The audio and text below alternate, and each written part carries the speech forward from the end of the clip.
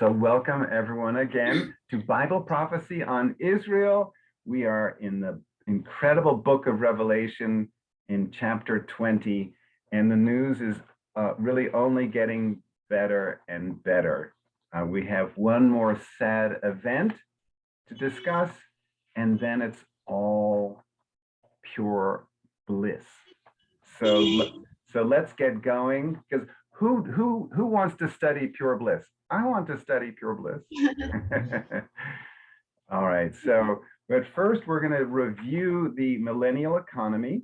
And so Johan, if you could start with Revelation chapter 20, verse 5, please. But the rest of the dead lived not again until the 1,000 years were finished. This is the first resurrection. Okay, thank you. And so who has that in Portuguese, please? Mas os outros mortos não reviverão, até que os 1000 anos se acabarão. Esta é a primeira ressurreição. Okay, a suggestion, and I think I've heard you say this, it's K, not key. So, ate K. Mm-hmm. So just like the letter. Ate K os 1000 anos. Exactly. So it's kind of like how we pronounce the letter K in English. K. Instead of key as in. Key. All right. So you tend to say key as in opening the door, but it's K as in the letter K. And thank you. And then Joyce, can you please read the first question, question A? Who are the rest of the dead? Okay, so we're reviewing what we've studied last week. So who remembers? Who do we think the rest of the dead are?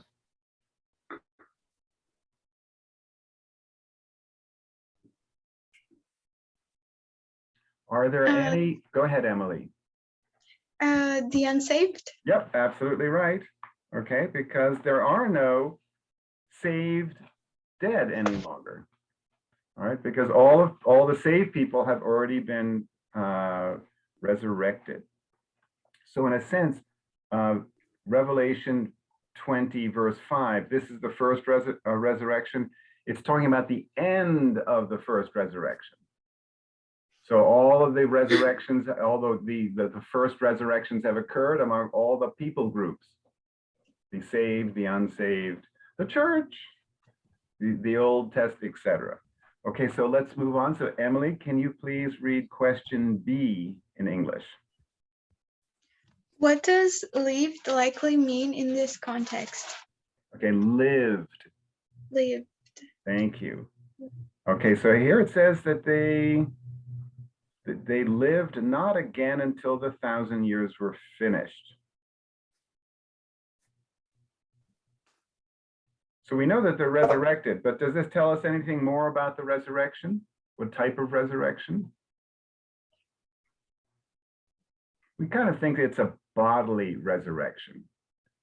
You wouldn't say that, you know, the unsaved dead lived if you're just talking about their soul, or correct? You know, if they're just a disembodied soul, would you say they lived again? Okay, so the implication from that word is that their bodies have been resurrected for this event. So it's not a happy event, because they're going to lose their bodies again very shortly. So it's a short resurrection. Monica, can you please read Revelation 20, verse 6? Okay. Blessed and holy is he that had part in the first resurrection. On such the second death had no power, but they shall be priests of God and of Christ, and shall reign with him 1,000 years. Very good. And so who has that in Portuguese, please? Bem-aventurado e santo aquele que tem parte na primeira ressurreição. Sobre estes não tem poder a segunda morte, mas serão sacerdotes de Deus e de Cristo, e reinará com ele 1000 anos. Very good. Any suggestion, ladies? No. No. Very nice. I have to say, when you said the first word and you said bang, adventure, I thought you were calling me. Bang! Bang, adventurado. Okay, so Johan, can you please, so Johan, can you please read question C in English? What does second death in this context likely mean? Okay, so we just talked, well, we know that something's coming up for these newly resurrected bodies. And so why is it that for some people, the second death hath no power, but they shall be priests of God and of Christ?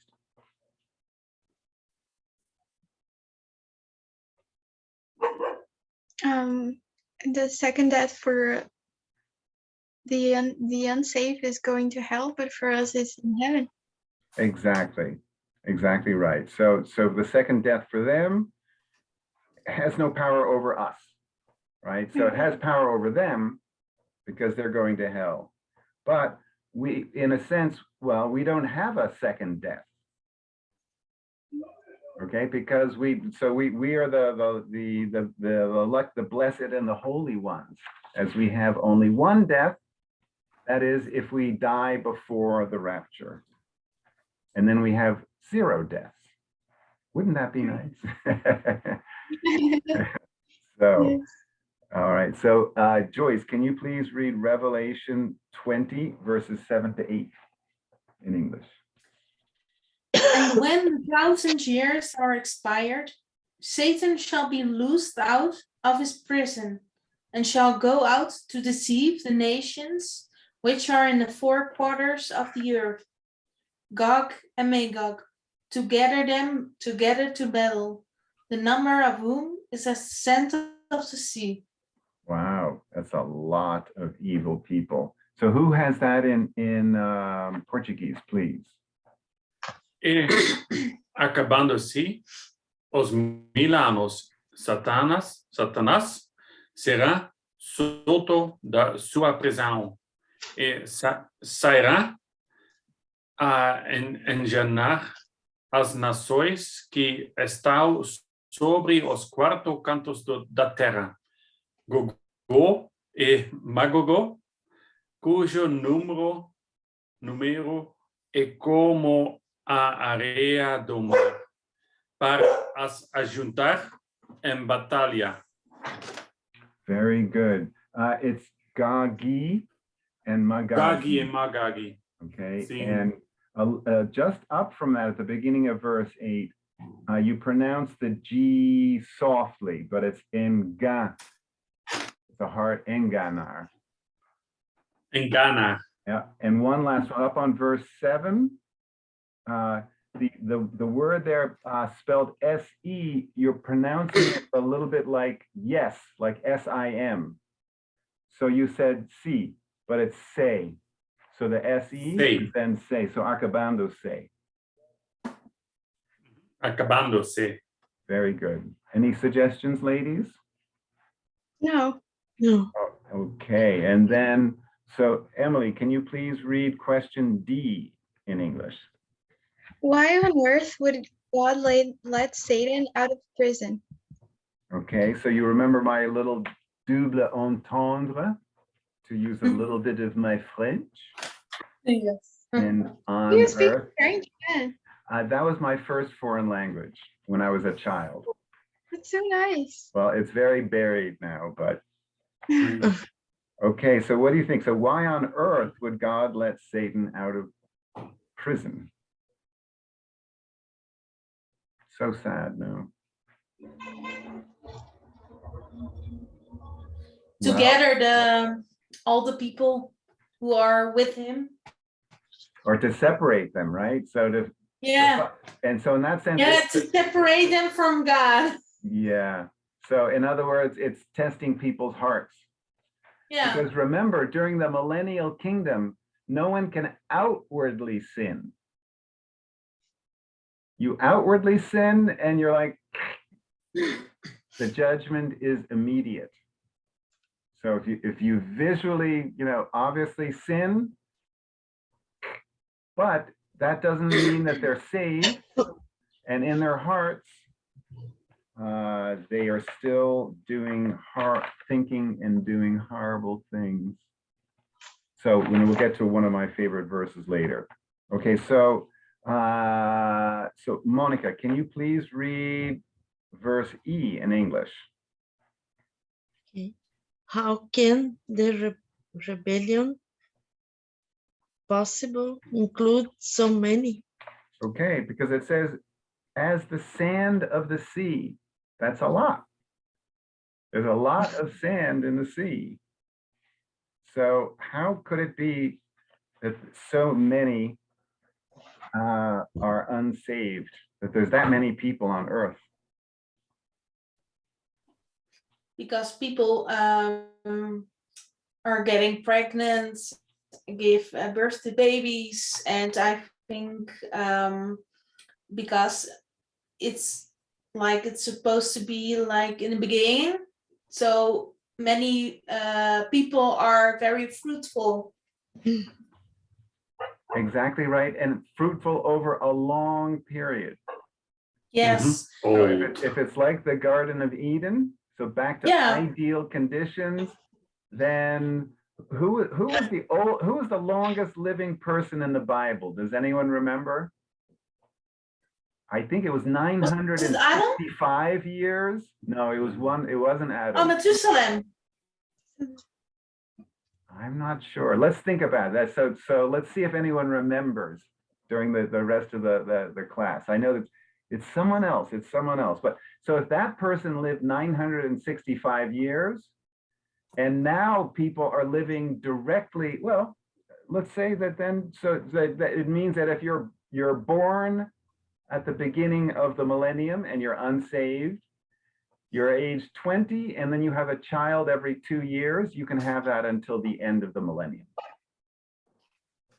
Did you find that? Are you looking? It's Methuselah. Oh, excellent. Well done, Joyce. All right. I looked at your husband and he went kind of like that. So, so he doubted you first. No, I actually told her. He told me. Oh, okay. Oh, you're trying to fool me then. The honor is on him. You guys are being very tricky tonight. I'm going to keep an eye on you. Or I'm going to tell Nala to keep an eye on you. I'm pulling your legs. Okay, so honestly, I'm not a charlatan. I already knew that. Okay, so perfect conditions, long life. There's a lot of people born during the millennium. Okay, so next is Johan. So Revelation 20, verse 6, please, in English. Verse 6 or verse 9? Oh, sorry, 9, excuse me. And they went up on the breadth of the earth and compassed the camp of the saints above and the beloved city, and fire came down from God out of heaven and devoured them. Wow. So you notice, again, we're not really all that needed, right? Where's our rods of iron? We're not fighting anyone. God does it all, and probably very quickly. So who has that in Portuguese, please? I do, but I have a question. I've never saw that word before. Like, it's not breath. Breathe. Oh, breadth. The breadth. Yeah. Oh, good. Okay. The breadth. That one. Yeah, it's like width. So height and width, and breadth is synonymous with width.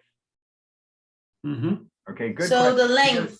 Like- breedte van aarde. Ah, because it sounds like Okay. breath. It sounds like breath. Or Yeah. with a D, but it's because it's a D-T-H. yeah, Breath. exactly. So good question. And let's see, It's weird. maybe the Portuguese is clearer or would translate it for us. So Largura. there you go. Lagoa. Okay, go for it. Subirão sobre a lagoa da terra e cercarão o arraial dos santos e a cidade amada. E de Deus desceu fogo do céu e os devorou. Very good. Your first take on the verb in the second, what's it looks like the second line of the verse to me. You said it correctly, and then you changed it to an incorrect. It's not cercaram, it's cercaram. So it's a hard, yeah, it's a hard, Cercarão. yeah. Any other suggestions, ladies? I think the last word, devorou, you pronounce it as if it were two R's. So instead of devorou, it's devorou. Devorou. Yes, very good. And I've done that a lot too, because those two R's, you know, and then I start doing the carioca thing, softening other R's, you know, so it's heo, but again, the R at the beginning of the word can be different, but in the middle of the word, I think we found the R is usually like a Spanish R or hard. Mhm. Yes, yes. Okay. But it's an interesting verse. I mean, if you look at it, they all come from the breadth of the earth, so from everywhere, and they go up. Then they go past the camp of the saints, which should be below the beloved city, then, because above it is the beloved city. And then fire comes out. So how are they going up? Well, it says, I think you might have said above, but I think the word is the saints about. Yeah. I don't- Yeah. Yeah, I don't read the camp as being above. But they went up on the breadth of the earth, so up. Yeah. So in a sense, that And- they're coming out from their places and they traveled over. It's Yeah. not, I don't read it that they're going up into like the celestial realm. Okay.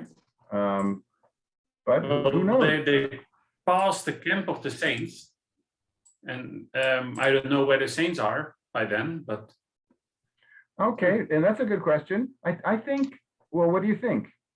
So the camp of the saints about and the beloved city, what would that perhaps represent? that would be Jerusalem, the beloved city. And who's in Jerusalem? Should we camp inside Jerusalem or around it? Well, it's saying that the camp encompassed the camp of the saints about. So it might be synonymous. Okay, it might be that the camp of saints, and I read that as that's us. Ah, Okay, so compass Yeah, is like surround. Okay, yeah. So you it's a- pull those two together, Yeah, like the camp of the saints and the beloved city are one and the same. yeah. I think that's an easier way to read it, because it's like the bad guys, they're coming from the breadth of the earth and they surround the camp of the saints and the beloved city. Yeah, they're coming to try and kill us. Yeah, exactly. With Good luck. no way, Jose, to use an American colloquialism. God, it doesn't let that go anywhere near completion. But it's kind of interesting. It sounds like we're all of us in the city. You know, and that's kind of like, well, it gets us back to that question. Can we all fit in the city, or are these the Old Testament saints who are in the city? And we're up in heaven. I don't know. Yeah. Okay. I did think since our last class, there's an argument against the new argument I put forward that maybe we're the heavenly bride, and maybe once you get used to heaven, you don't even want to think of going back to earth. And the argument against that is Jesus marries us. We're the bride. Now, the bride hopefully wants to be actually with the husband. That's a good marriage. So where Jesus is, we would want to be. But then I thought a little further, well, you know, Jesus is a man, he's a man God. And when he came the first time, we know he had some limitations, self-imposed. Maybe during the millennial period, it's not the same. Maybe Jesus is like more God than man. And maybe Jesus is not in just one place at a time. Okay, so I'm saying maybe he's up with us in heaven and maybe he's down in, I don't know. So I'm just opening possibilities. Okay, so let's. I don't think it's possible for Jesus to be more God than man, right? He's both at the same time. I hear you. That's a very good point, Emily.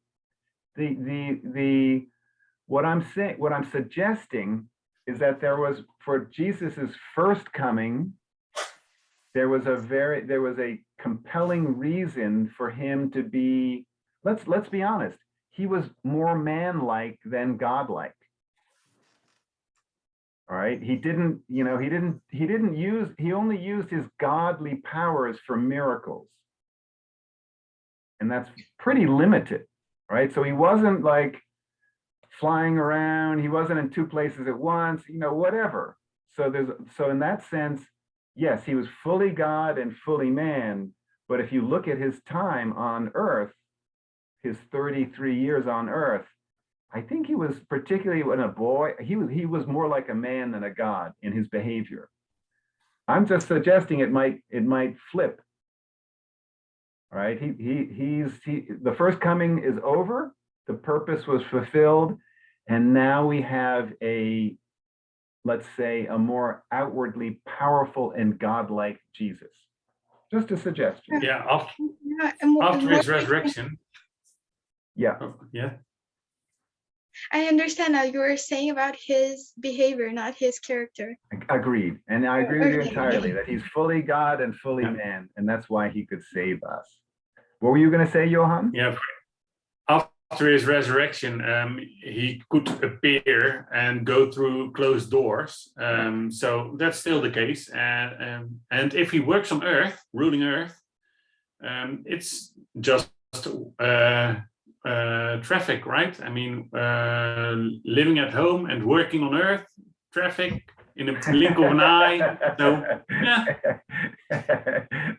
I like it. So you're saying, you know, he has his day job and then he goes back to his beautiful bride in the evening. Yes.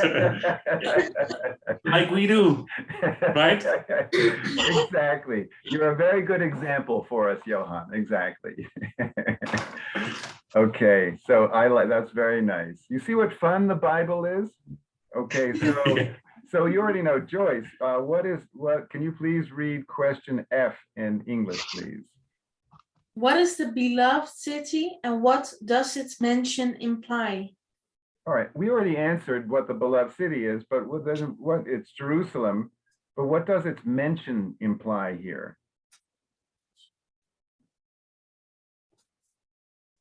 Well, it's not a big deal, but it sounds like all the saints, all the saved, maybe it's just the Old Testament saints, I'm not sure. They're all in Jerusalem, and Jerusalem is the seat of government. And so in that sense, all the rulers are living there. That's, you know, so that's kind of what it sounds like. So Emily, can you read Revelation 20, verse 10, please, in English? And the devil that deceived them was cast into the lake of fire and brimstone, where the beast and the false prophet are, and shall be tormented day and night forever and ever. Beautiful, thank you. And who has that in Portuguese, please? Yeah. E o diabo que os enganava foi lançado no lago de fogo e enxofre, onde estão a besta e o falso profeta, e de dia e de noite serão atormentados para todo o sempre. Okay. Johan, I think you spent a little too long in Juiz de Fora, and you picked up a little bit of a Carioca accent. And I'm pulling, but you said Enganava, but it's Enganava. Enganava. Yeah, so the hard G Enganava. there. And, Enganava. and the last, Atormentados. I forget how you said that, but a little bit differently. The last, Atormentados. very good. Any other suggestions, ladies? No, I have a question. What does brimstone mean? Because in enxofre is sulfur in English, right? I'm not even sure, but I think you're probably right. And it's a very good question. It's not a common word, and it's probably it sounds, almost medieval in the sense that we don't see brimstone currently. I don't think so, but I don't know. It's a good question to see exactly what brimstone means. And what did you say that the English word might be? The other one for enxofre was Sulfur. Sulfur. Yeah. It doesn't sound like brimstone to me, but maybe Joyce will find it. So Brimstone is a movie. It is a movie. It's a tormenting movie then. And I'm going to see who's faster. Okay, so I'm going to go look in here. Sulfur? There. Okay, so yeah. Sulfur. Uh-huh. Yeah. So it actually is. So enxofre, I guess, is also brimstone. So brimstone and sulfur are synonymous. Okay, thank you. So good question. I learned something. I didn't know that brimstone, it sounded to me like like charcoal or something, right? But sulfur, no, that's great. Thank you. I thought it was a tile, so. There you go. And so who has that in Portuguese, please? We already had it in Portuguese. You did? Okay. Oh, sorry. Yeah. Perfect. But Okay. I do have a question. Who is doing the tormenting? It is like a, the word as it is used sounds like somebody is tormenting, but I think it's the fire and brimstone that's doing the tormenting. I think so too. Yeah. It's Okay. and besides which they are tormented by guilt, regret, but it's the fire and brimstone, I believe. Yeah. Do you remember not Lazarus and the rich man? And the rich man asks for water, but he is so tormented, he doesn't realize he has no body. Okay, so he actually he's like a soul, a tormented soul. He believes he's experiencing huge thirst, and he believes that somehow getting water will help him. Wrong. It won't help him at all. So they're in a very bad place, these poor people. So Monica, can you read question G in English, please? Okay. Who else likely joins the part with Satan, the AC, and the Pope? Okay, so who remembers? So what we're saying, and this is a facetious question in the sense, joins the party is the lake of fire. So who else is likely joining the party? Maybe around this time, maybe at an earlier time. It's not quite clear. The people who doesn't choose for God, for Jesus. Okay, and that's happening at what we're going to come up to in Revelation 20:11. But let's say before we get to that, which is then the unsaved experiencing the second death. Is there anyone else who would be who might be down in the lake of, or might already be in the lake of fire? Well, demons and fallen angels. So Yeah. so remember that the third of the angels who fell, not those of the third of the angels who fell who had children by earthly women were got so angered God that he sent them directly to the lake of fire. Okay, so there was no, they were not in prison, they were not in a temporary hell, they were sent there already. And let's see if the next verse. So Johan, Matthew 25:41, please, in English. Then shall he say also unto them on the left hand, Depart from me, ye cursed, into everlasting fire, prepared for the devil and his angels. Thank you, very good. And before we read the Portuguese, so what is this called? Do you remember? What part of this is Matthew 25? What's the event called where somehow they're being on the left hand, they're being sent into everlasting fire? The sheep and the goats? That's true, but what's the event itself? It's called Judgment of the Nations. Yeah. Remember, it's a strange judgment. It seems to be the only judgment that actually happens on earth. Okay, the other judgments, one positive and one very negative, both occur in heaven from the sound of it. So, so who has that in Portuguese, please?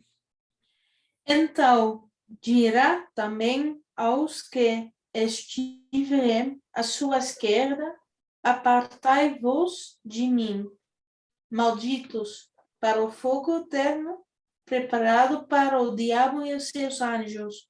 Very nice. Any suggestions, ladies? No. All right. So we've gone to this verse a number of times, but it's just as clarifying that the everlasting fire, which is we believe is the lake of fire, it was prepared for the devil and his angels. It wasn't prepared for humans before the fall. It was prepared for the devil and his angels. So it certainly has a bunch of angels in it. So this is just to confirm that it doesn't fit only the devil, but all of his fallen angels. So let's continue now in the study. So Joyce, can you please read question 1 in English?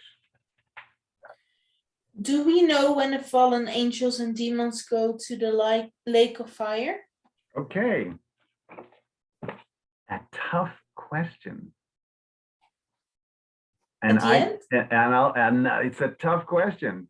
And I didn't find many answers on the internet or among my Bible commentaries, my study Bibles. So it's just not a lot of material on this. But so the question I think is no, we don't know. The Bible is not clear when the fallen angels and demons go to the lake of fire. There's some who do go after the Genesis 6 event. Okay, so when the demons marry women, God is so angry that they then, I guess it's during the flood, that they are killed and that they go directly to the lake of fire. But then when do the rest? And all the demons who have been tormenting us here on earth for all these thousands of years, right? We don't know exactly. No, it's the same with the coming of Jesus. Like, you don't know when it's going to happen. You don't know the exact time, the exact day. You just have to be prepared for it. And that's as one commentator I found said, God chose not to reveal that. Okay, when these actually go into the lake of fire. But Henry Morris, who's the writer and one of my favorite Bible teachers of the Bible study that I enjoy, he said Satan and his hosts will be bound in Hades or in hell during the millennium. So he's of the opinion that they're already there, which is interesting because then it means that it is Satan alone who is able to energize, motivate, encourage the massive army of evil, rebellious people. But we don't know. We don't know. God didn't think that this is so important to know, so he didn't tell us. So let's go. Emily, can you read question 2, please, in English? If it is at the judgment of the nations, does Satan alone rally the last rebellion? And I think we just answered that. What do you think? Mhm. Yeah, we don't know. Well, but it's saying if it is at the judgment of nations. And that means in the judgment of nations or Matthew 25:41, that is like, that's the second coming, around the time of the second coming. So if it's at the judgment of the nations and all of the goats, including the fallen angels, are sent then Satan is alone when he does when he rallies the last rebellion. So anyway, we'll see. We're gonna have camarote. We're gonna have like prime seats up in heaven, perhaps, for a lot of these things, and then we'll go, oh, so that's how it works out. Camarote is like, what's it called there in English? They're like prime seat, galley seats. I forget the name. I'm not a sports fan. Very important person. I guess so. But usually it's the place that has like a separate little like box, and where people have like the food is laid out. So it's not just seating, it's actually a private space overlooking the sport event. And in the case of Brazil, we're talking like about a lounge. Something like that. I see you all are huge sports fans. No, not me. Okay, so Monica, can you please read question 3 in English? What does that say about men's hearts? If Satan alone can rally the last rebellion, which has as many people as the sand and the sea, what does it say about men's hearts? That's wicked. Wicked. And there you go. And then now here's one of the most convicting, and this applied Genesis 6:5 also to question E. How can the rebellion possibly include so many? And so here's possible answer. So Johan, can you please read Genesis 6:5 in English? And God saw that the wickedness of men was great in the earth, and that every imagination of the thought of his heart was only evil continually. Wow. I mean, that is one of the toughest verses in all the Bible. All right. If it wasn't for Jesus Christ, that is us. So who has that in Portuguese, please? E viu o Senhor que a maldade do homem se multiplicará sobre a terra e que toda a imaginação dos pensamentos do seu coração era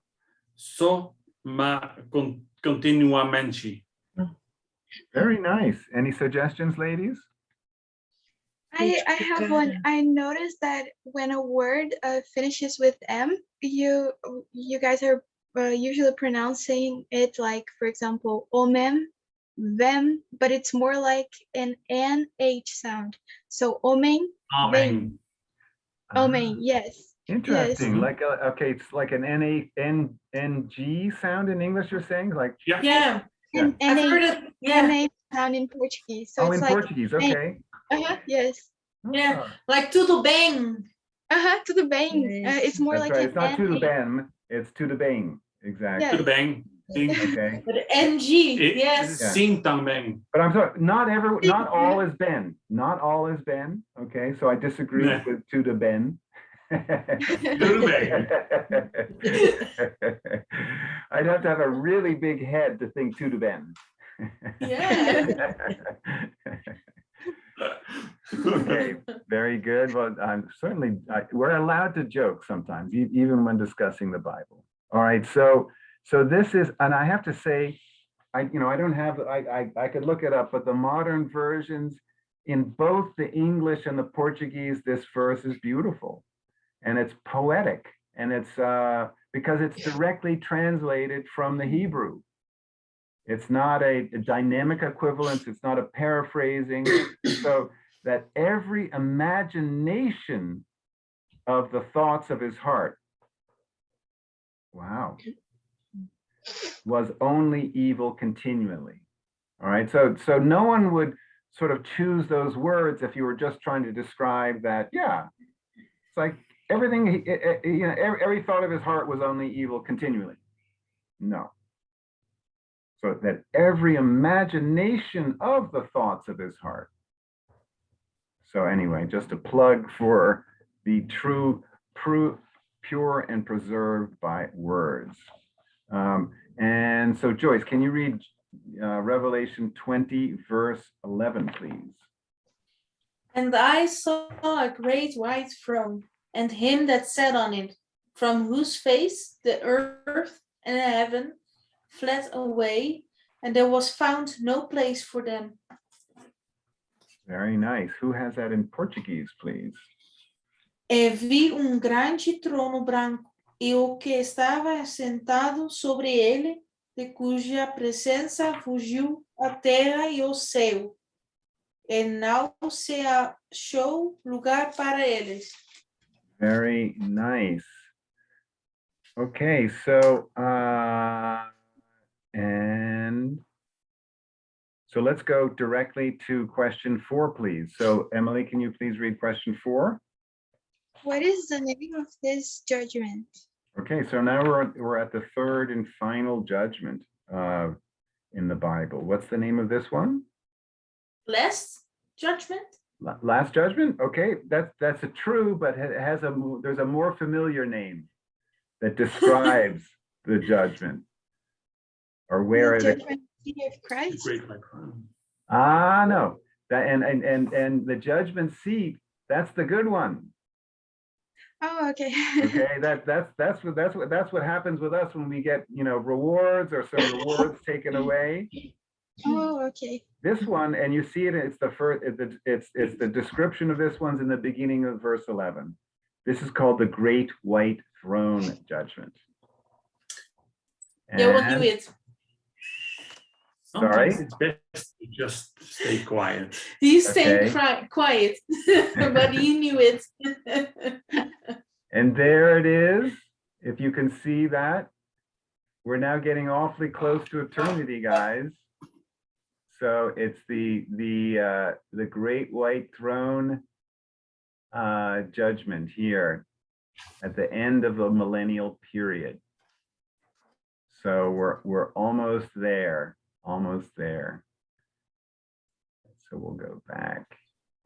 And now let's go to Monica. Can you read question 5, please? What does the earth and the heaven fled away imply about the timing? Timing. Very nice. Very nicely pronounced. Okay. So what do you think? Heaven and earth fled away. So so at the very time of the Great White Throne, the heaven and earth fled away. What do you think? It sounds like we're at the end of the very end of the millennium. All right, because if the heaven and earth are fleeing away, that sounds like we're coming to the new heaven and the earth. And in fact, let's look at the next verses to see. Now it's only good news, guys. It's all like, wow. Okay, so Johan, can you please read 2 Peter chapter 3, verse 10 in English, please? But the day of the Lord will come as a thief in the night, in the which the heavens shall pass away with a great noise, and the elements shall melt with fervent heat. The earth also, and the works that are therein shall be burned up. Okay, so it sounds like we're talking about the same event. And sorry, who has that in Portuguese, please?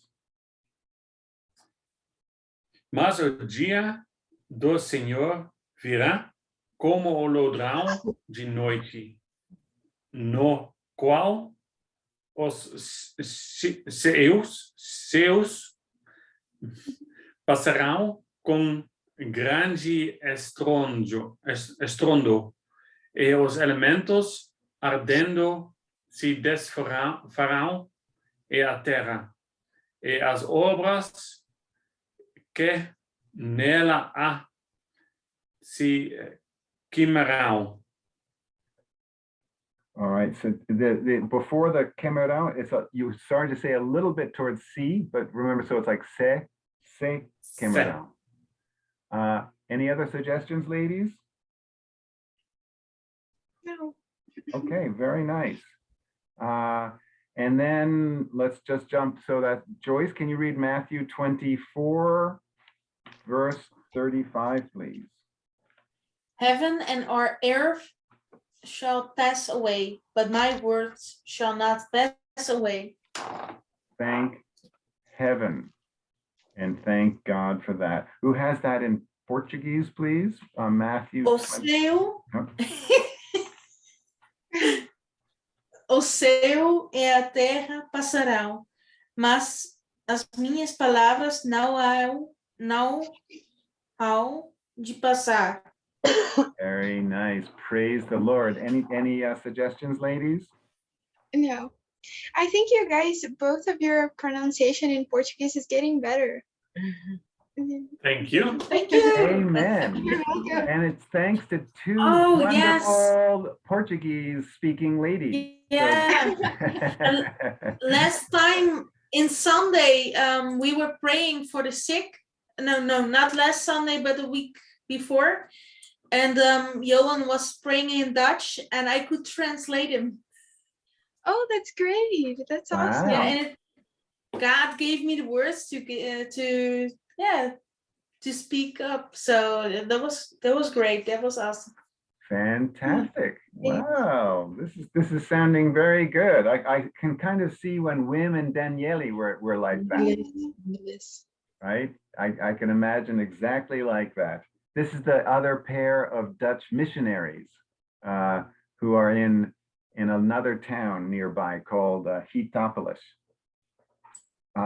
Okay, so we're running a little late since we're having too much fun, but it seems, and I'll just say one thing, when it says Lord will come as a thief in the night, unfortunately, this is the kind of verse which post-millennial believers take up, because that sounds like if it comes as a thief in the night, that's the rapture. But sort of God throws curveballs once in a while. So no, we know that when he comes as a thief in the night, it's the pre-tribulation rapture, and we're not talking about what happens here as the same event. It's far from it. So let's go ahead and we're going to go a little more quickly. So Emily, can you read Revelation 20, verse 12, please? And I saw the dead, small and great, stand before God, and the books were opened, and another book was opened, which is the book of life. And the dead were judged out of those things which were written in the books, according to their works. Beautiful. And who has that in Portuguese, please? Bless you. I wish. E vi os mortos, grandes e pequenos, que estavam diante de Deus, e abriraram-se os livros, e abriu-se outro livro, que é o da vida, e os mortos foram julgados pelas coisas que estavam escritas nos livros, segundo as suas obras. Very nice. And I think you're following Emily's very good advice. So I wasn't hearing the AM pronounced too much like an. Any suggestions, ladies? I have one. When the word finishes with M, like I mentioned, you usually pronounce it with an NH, like you did. But when it finishes with M and it's a verb, like photo, you usually pronounce it like an AO, like photo, instead of forum. I didn't know that. So repeat that again, please. So most times when it's an AM, it's more So like an NH. Foram. Uh-huh. Foram. But So when it's go ahead. And anytime that a word finishes with M, you pronounce it with an NH, a Brazilian NH. But when it's a verb that finishes with M, you usually pronounce it with like an A with a tilt, I think, or A with an A and an O, AO. Okay. So it's photo. So you're Foram. actually saying it's a little closer, it would be Yes. like to forão if you exaggerated the A Yeah. with the tilde O, but it's not as strong as that, but it's getting close to it. So forão. Photo. Foram. Yes, perfect. Hey, good teacher. It's so Okay. difficult. Whoa. All right. Well, boy, you know what? This is great because it's helping us a lot. It's helping me a lot. So excellent. Okay, so let's go to question 6, and that would be Monica. Can you please read question 6 in English? Who are the dead in view here? Okay, what do you think? So I saw the dead, small and great, stand before God.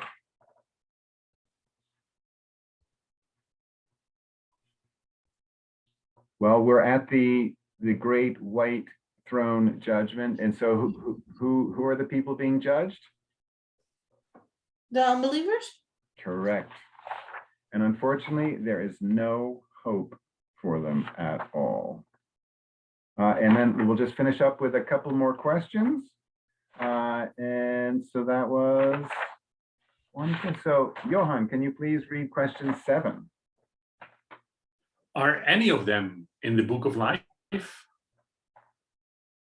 So remember, it says here that the books were opened and another book was opened, which is the book of life. So there's 2 books. And the second book is the book of life. Was any of their names in the book of life? No. So how about this? So Joyce, question 8 in English, please. What might the other book be? Okay, it does mention 2 books. I know we focus on the book of life. I saw you giving her a hint this time. No, it's a joke of him. This time it was a wrong answer. Okay, now you're trying to fool. It was a joke. Okay, all right. And so what do you think? What might the other book be? It's not the book of life.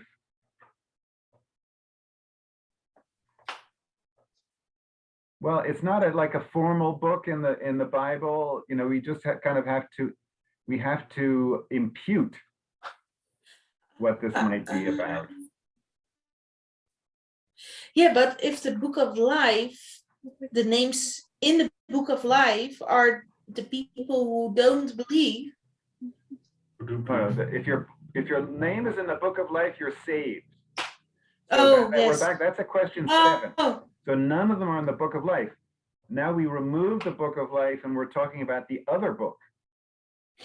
The book of death? Yes, look at the verse again. It says, and the books, plural, were opened. And another book was opened, which is the book of life. So one of them is the book of life. What's the first one? So there's no direct answer on that, but all we can reason. as Isaiah 1:18 says, the Lord saith, let us reason together. So it seems to be a record of all the unsaved people's works. And then let's go to question 9 and we'll finish up. So Emily, can you please read question 9 in English? What then does according to their works signify? All right, so the very last of verse 12, it says, according to their works. So the dead were judged out of those things which are written in the books according to their works. So that's where we can get the implication that the first book is the recording of their works. Yeah. Mhm. Now, so is it good to have any works recorded in any book? Is that a good idea? No. Right. So you don't want any works recorded in such a celestial book, because that means anyone who says according to their works is getting you to They heaven. do it by self, Exactly. Yeah. All right. Did you earn it? but it's all about Jesus. Exactly. It's not about you doing Yeah. stuff. It's about Jesus. So according to the work signifies they're all going to hell. It does, however, according to their works, gives an idea. So we know that any works as a justification doesn't work. It's a non-justification. It's a contra-justification. You depend on any work. And that means that you've rejected Jesus's free gift and you're going to hell. If you depend on any work to get you into taking the sacraments, going to mass, tithing, if you depend on any of those for your eternal soul, you're going to hell.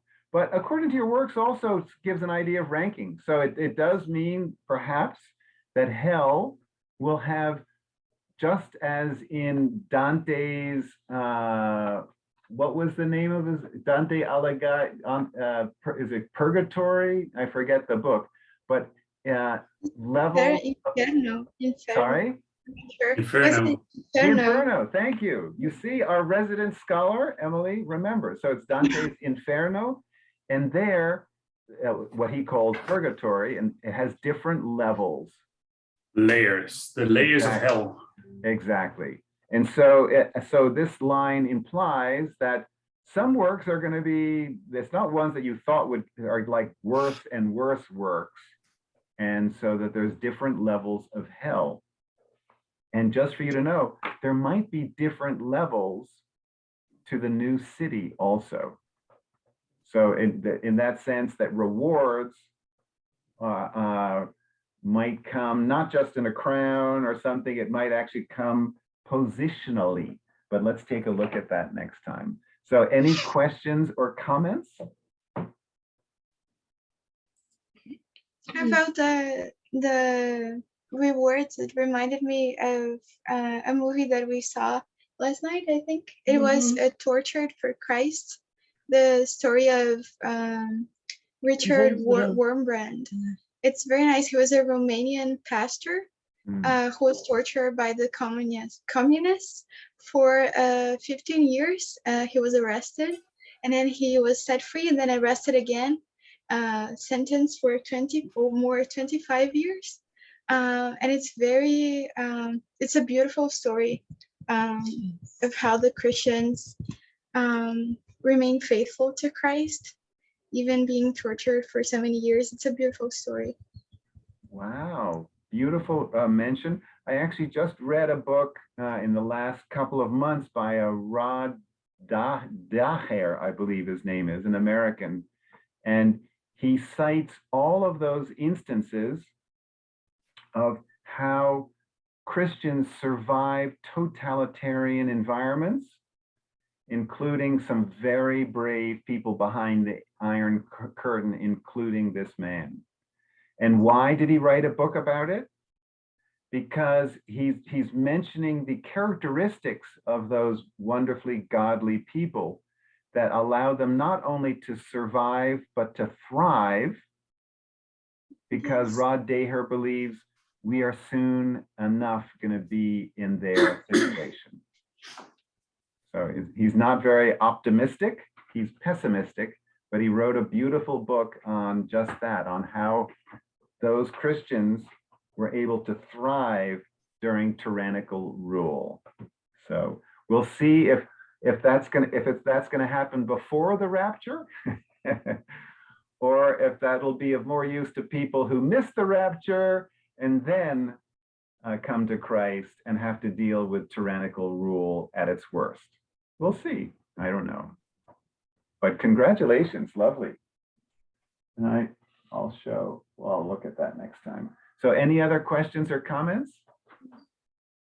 No. Well, I'm just going to stop the recording. Thank you for watching.